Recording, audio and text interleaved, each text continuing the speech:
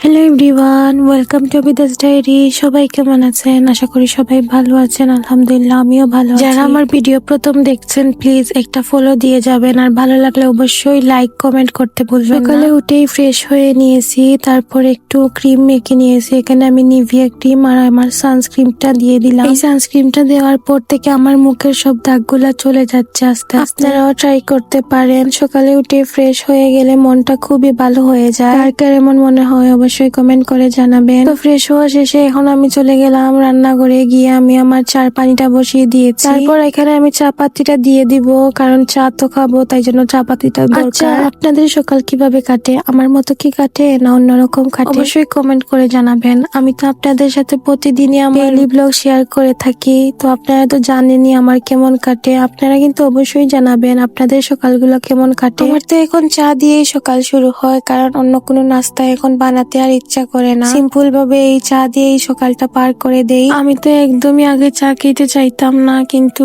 এখন দিন দিন আমার এত ভালো লাগতেছে চা খাওয়া, হয়তো চাকর হয়ে গিয়েছি। আপনারা কি বলেন? তো সন্ধ্যা হয়ে গেছিল, তো আমি একটু বাইরে যাব আম্মুর সাথে। আর দিনের মধ্যে আর কোনো ভিডিও করা হয়নি, একদম সন্ধ্যায় আপনাদের সাথে শেয়ার করলাম ভিডিও। বের হয়ে গিয়েছিলাম টাকা তোলা, আর এখানে আমরা মাছ এনেছিলাম। আপনারা কমেন্ট করে জানাবেন 2 রকম মাছ আছে, নাম কি কি। তারপর এখানে আমি আমার ব্যবসার জন্য কিছু কাপড় এনেছিলাম, ওইগুলা দেখতেছিলাম। আপনারা তো হয়তো ভিডিও পেয়েই গেছেন। তারপর রাতে রান্না করা হয়েছিল, ওই যে মাছ এনেছিলেন ওই মাছ দিয়ে আর টমেটো দিয়ে রান্না করা হয়েছিল। টমেটো আর আলু দিয়ে যে কোনো মাছ রান্না করলে আমার কাছে ভালো লাগে, আর আমার আম্মুর হাতের রান্না আমার অনেক ভালো লাগে। পরের দিন ঘুম থেকে উঠে আমি আমার বিজনেসের ড্রেসগুলা একটু ফটোশুট করছিলাম। তো সুন্দর ড্রেসগুলা আপনারা যদি নিতে চান অবশ্যই ইনবক্স করতে পারেন। তারপরে এই ড্রেসটাও দেখুন, আপনারা যদি এরকম সুন্দর সুন্দর ড্রেস নিতে চান অবশ্যই আমার বিজনেস পেজে ইনবক্স করবেন। আমার বিজনেস পেজের স্ক্রিনশট দিয়ে দিয়েছি উপরে। আপনারা আবিদাস ডি গ্যালারিতে অবশ্যই ইনবক্স করবেন যদি আপনাদের পছন্দ হয়। ছোট পরিসরে বিজনেস, তাই অল্প পরিমাণে আমি প্রোডাক্টস এনেছি, সীমিত পরিমাণেই আছে স্টকে। নিতে চাইলে অবশ্যই তাড়াতাড়ি আপনারা ইনবক্স করে নেবেন। আর এখানে আম্মু কচু শাক এনেছিলেন। আসলে আম্মু আমাদের কয়েকদিন পর পরই কচু শাক খাওয়ান। দুপুরের রান্না শেষ।